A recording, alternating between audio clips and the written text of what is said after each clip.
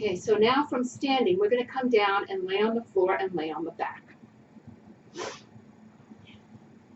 So you're going to lay down.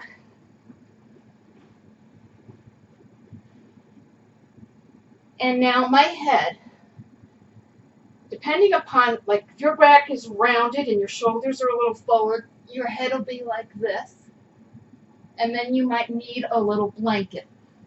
So I'm going to bring in a blanket, put that under my head.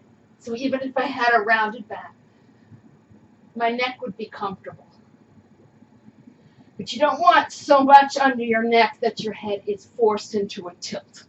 So it's kind of a playing with what works for you. But you basically want your neck in neutral, where it's not pressed down or arched up.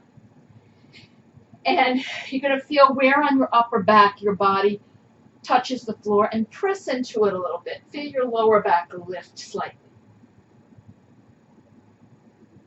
And then release. Take a couple of breaths. And then bend both knees and bring the soles of the feet to the floor. So we're going to do a bridge pose. But we're going to take our time. Find the center of the back of both heels. The big toe side and the baby toe side of the foot, just like when you were standing. So what this is going to do is it's going to engage both sides of your thigh. If you let your big toe mound come off the floor, the big toe ball of the foot, your knees splay apart. When you press in, the knees come together. The same thing if the baby toe side comes up. Your knees come together. If you press them down, they come up. So you're bringing in these thigh muscles. Bring the arms down along your sides, head in center, and without lifting, you're not lifting your hips at all. You're pressing your arms, your upper back, making sure your neck is still pretty comfortable. Press the center of the back of the heel, both sides of the ball of the foot.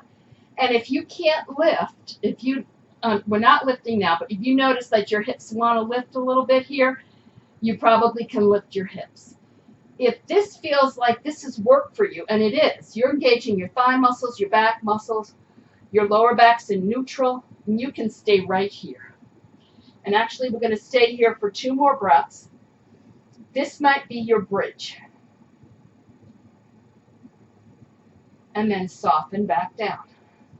Notice the difference of just grounding. That grounding is whatever's touching the floor is fully in contact with the floor.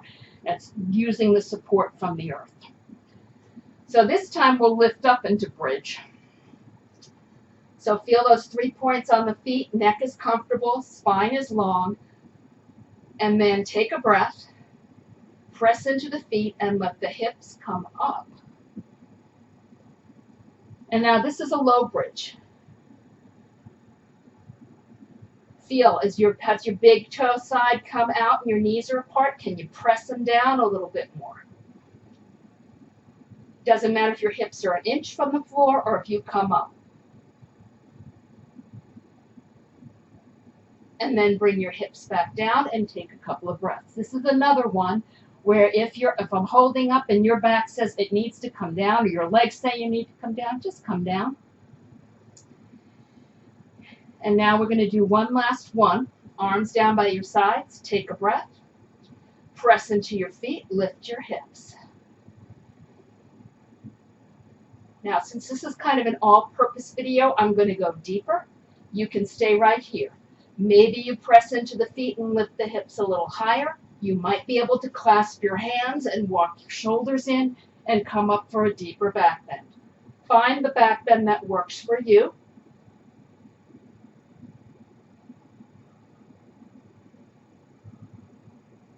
Neck is still comfortable. No weight on your neck at all. And then to come out, if you clasp your hands, take them apart, lower down, shoulders down. Take a couple of breaths. Now, whenever you go into a back bend, we don't do back bends a lot in our life. So when you move, go ahead and move your knees a little bit from side to side. Some people like to pull their knees in and rock right away. It's a big change for your back. So just start little. If your back feels a little tight, keep the movement small until it loosens up. And then move your knees further. And then bring your knees back to center. Lift both feet, one hand on each knee. Then bring the knees in and let the lower back press toward the floor a little bit. Bring the knees away until your lower back comes up from the floor a little bit. Knees in and out. So you're working your lower back just gently after the back bend. Do that once more. And now you're going to roll to one side. Top hand, this is a nice way to come up. Your top hand, bring your fingertips to the floor or the palm. You're going to reach out through the top leg. Straighten the leg out as you press into your hand, and you can come up with a little more ease. If that doesn't work for you, try a position that does. So now we're going to come on the mat and sit up. Blanket if you need one under your hips.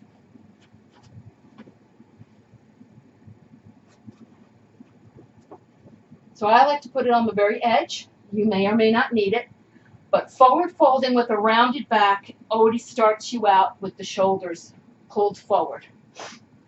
So you're going to come up nice and tall. So this means none of the muscles in the back are stretching yet. And as I did in an earlier video, if you need 2 or 3 blankets, bring in 2 or 3 blankets. And we're going to bend this knee. Again, your foot can be way down by your ankle. Further in, it just shows that you can hinge at your hip a little more. If that doesn't work, the foot is a little further away. And now bring that knee out to the side. Now, if this leg feels way far up, you're going to use a block or a blanket or a pillow and support it out to the side if it makes it feel like it's pulling. You don't have to bring that in. You might be comfortable with the leg out. Now, one hand to each side of that leg. You're going to lengthen up tall. Now, this front knee, when I bend my knee, it's easier for me to lengthen my spine. So if your back feels pull, bend your knee. You might have a big bend in your knee, but you want it to be kind of light. And then press into the fingertips on each side of that leg. And you're going to fold at the hip. Spine, it's not bringing my head to my leg. It's spine long. You're folding at the hip joint. Notice my back hasn't changed. Now, and when I'm here, if I let my shoulders come down first, it pulls my lower back. If I keep this length and the straight leg is strong, even if you have a bend in the knee, you kind of flex the foot, not all the way flexed, but kind of neutral, and like you're pressing the foot toward the wall in front of you. So it keeps that hip joint nice and steady. Once I'm as far as I can on my hips, I relax the lower back. That feels okay. Mid back. And then the upper back. If you have any spine issues where rounding your back is not recommended by your doctor, stay right here. If you are releasing your back, release the lower back. Check. Mid back, still feels okay. Upper back. Nice and slow. I never pull with my hands. I have my hands nice and soft on the floor. You can bring them on your leg if you want. If your spine is you don't have any issues with your spine, you can go deeper and use your hands to support you. Never use your hands to pull your spine, even if you're flexible. I can go down pretty deep, and I don't pull anymore. It just isn't worth it. To go deeper, you can lengthen, maybe fold deeper in my hip. Notice my lower back hasn't changed. Release the lower, mid, and upper back. And I can come all the way down here. Now, if I want to stay here, I can bring my hands there to maintain this position, lengthen, maintain, but I'm not pulling. My spine let me go this far, not my hands pulling my spine deeper. 2 more breaths. And then hands to the floor. Lengthen, come back to neutral and walk your hands back. Take the block out, bring the knee up, straighten the leg. Do the other side. I'm going to actually face forward for this one, just to give you a little different angle.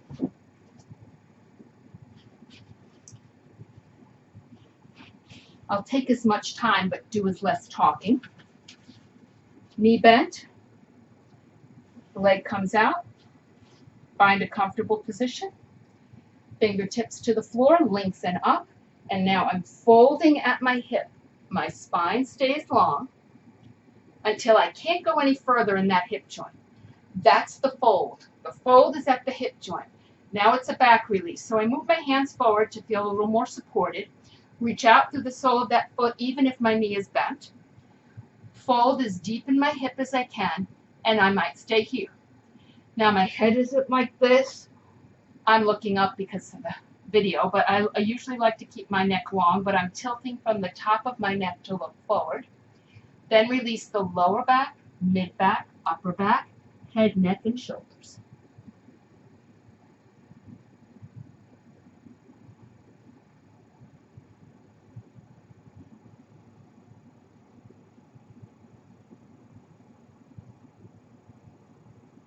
Now you can stay here. You can come out if you want, or go deeper by lengthening your spine. Fold at your hip. Release the lower, mid, and upper back. Maybe your hands come to your leg, maybe not.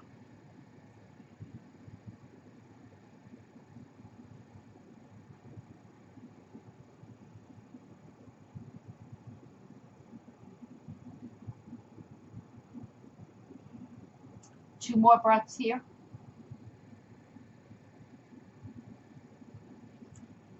And then lengthen your spine.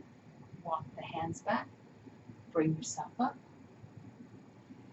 Take the block out if you had one there. Straighten your leg out. If you can, sit cross. Actually, I'm going to go right into a final relaxation. So your legs are forward. Now I'm going to talk about coming into final relaxation. I'm going to do a video. I have some of the breaths, so you can do each breath by itself. If you want to add a breathing practice at the end after. So you're going to take a blanket for under your head if you want. You can use a blanket and fold it or roll it and bring it under your knees. Or if you don't have a blanket of the right, not handy, you can use a pillow. If you have a yoga bolster, that's great too. I suggest doing this just because when you lay down, the knees don't get to relax as much without the blanket under you. You can do it flat on the floor. So these are just some little ideas. And then you're going to lower yourself down to the floor and adjust that blanket so your neck is comfortable. Now, I'm going to give you one more variation. You can have your knees bent. Some people prefer this. It makes their back feel better. Bring your thighs together with your feet apart. And this lets your legs relax. So your muscles aren't to do with the knees, with the feet up, with the knees up. You're using the muscles of your legs a little more than if you bring your feet apart and just let your legs drop into one another, which lets your back release. So choose the one that works for you. I'm going to keep the pillow under there. So I just used a regular pillow or just a plain pillow. And it's just to get a little softness behind my back. Arms down by your sides. And what I'm going to do for this video is just a 5-minute relaxation. I suggest doing longer. But what I'm going to do is when I'm done is I'm just going to fade out. And you can make this as long as you want. So you can make this 15 minutes of laying on your back. You can make it 5 minutes. I am going to do videos of a relaxation that will be separate. So first, just let your body relax. Eyes can be slightly opened or closed.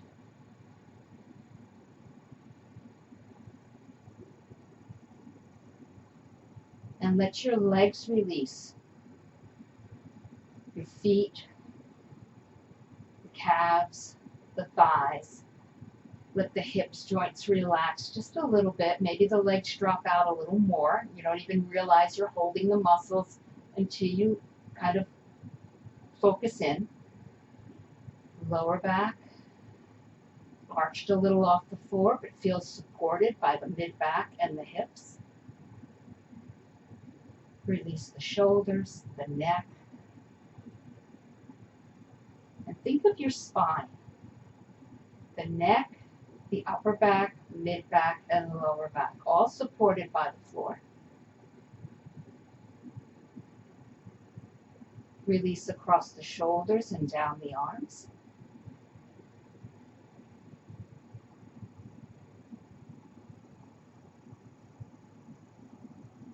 Traveling up through the neck, making sure it's comfortable, and then release the jaw and the muscles of the face.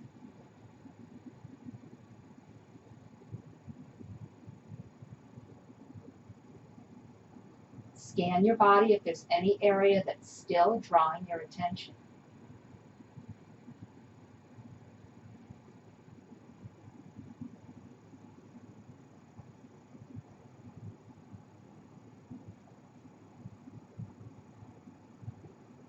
And when thoughts come, just take them in and release them with the exhale.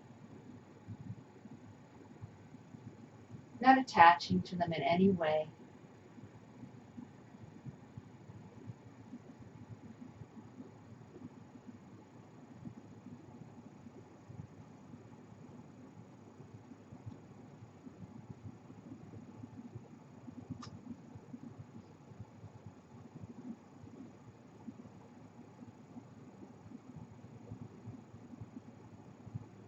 And rest here in your Shavasana for as long as you'd like.